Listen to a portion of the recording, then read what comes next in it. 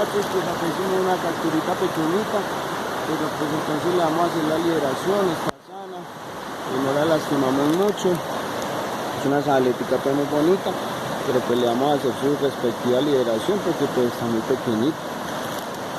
Vinimos un rato al río y pues nos dio la oportunidad de coger esta saletica, está muy bonita, pero le vamos a hacer la liberacióncita. No la dañó. No. Iría a ver que no le haya dañado la galla. No se dañó. Suavecito.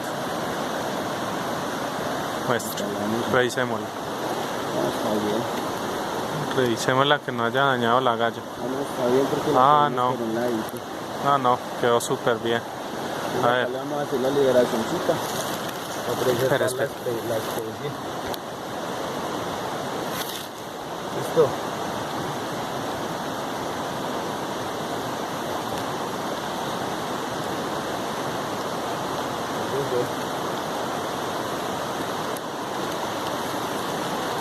Muchachos, así que videito ahí sabroso. Estamos acá pues empezando el año bien rico. Hoy 3 de enero, ensayando, aunque hay mucho invierno. Vamos. Mucho invierno. Pero pues